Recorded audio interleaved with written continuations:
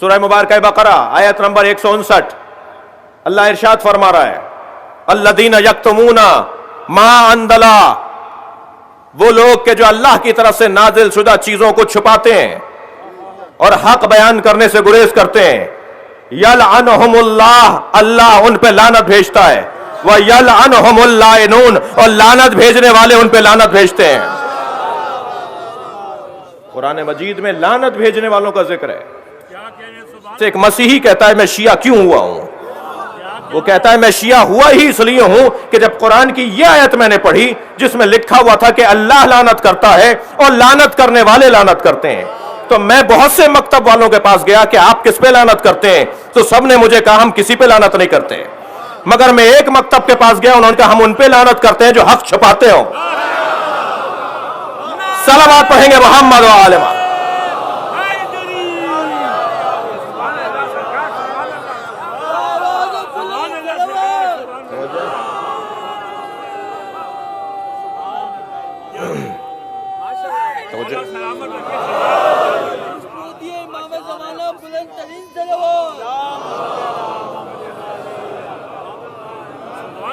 اللہ لعنت کرتا ہے اور لعنت بھیجنے والے لعنت کرتے ہیں۔ میں سمجھتا ہوں کہ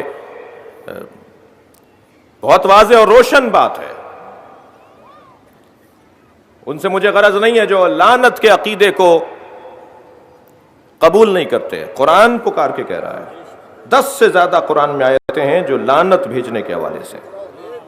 لعنت ہے کیا بھائی؟ لعنت کوئی معاف کیجیے گا، میں ممبری زبان کا مجھے خیال رکھنا ہے، کوئی دھماکہ، کوئی جو ہے وہ کوئی فائرنگ، کوئی جو ہے وہ کسی کو قتل کرنا نہیں ہے۔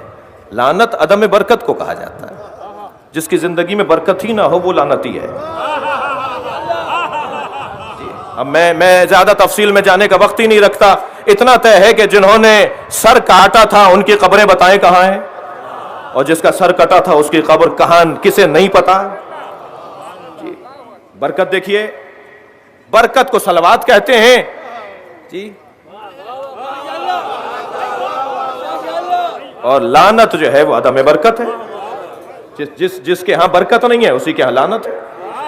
آج ڈھونڈنے سے آپ کو قبر نہیں ملے گی کہ یزید کی قبر کہاں ہے، آج ڈھونڈنے سے آپ کو بڑے بڑے لوگوں کی قبریں نہیں ملیں گی، مگر جناب زینب کی قبر کا سب کو پتا، امام حسین کے مزار کا سب کو پتا۔ یہ ہے برکت، یہ ہے لعنت۔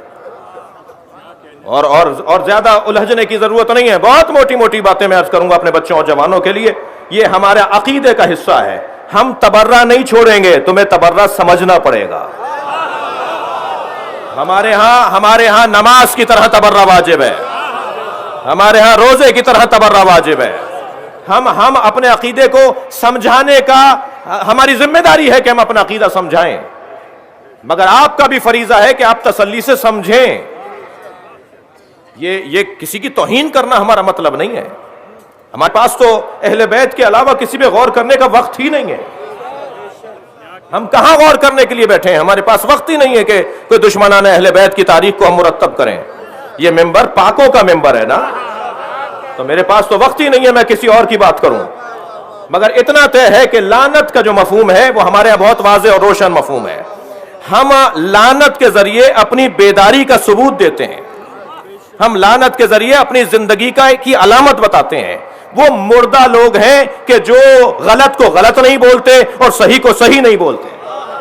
زندگی ثابت کرو کہ تم زندہ ہو۔ توجہ چاہوں گا، یہ اعتراض پہلی محرم سے شروع ہو جاتا ہے، خود مارا تھا خود رو رہے ہیں، ان کے بڑوں نے مارا تھا ان کی اولادیں رو رہی ہیں۔ بہت سارے جوابات اس کے دیے جا چکے ہیں۔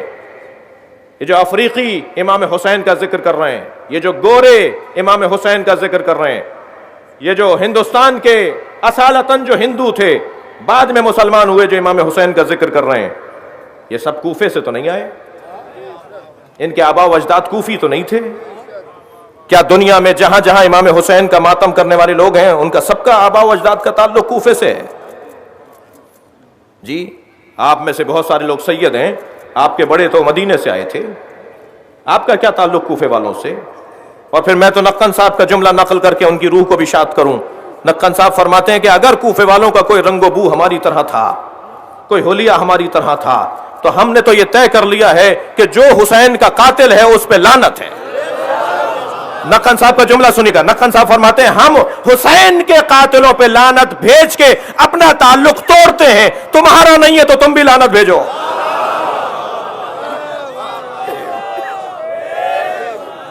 بہت واضح اس مجلس کے اندر جو کام ہوتے ہیں ان میں سے تیسرا کام بیزاری ہے. بیزاری ہے. اب پوری مجلس میں اگر کسی پہ تبرہ کا نعرہ نہ بھی لگے تو کوئی ضروری تھوڑی ہے، لیکن جب آپ مصائب کے بیان میں قاتل سے نفرت کر کے اٹھیں گے، مظلوم سے پیار کر کے اٹھیں گے، تو یہ خود تبرہ ہے یا نہیں؟ یہ خود تبرہ کی ایک قسم ہے اور ایک طریقہ ہے.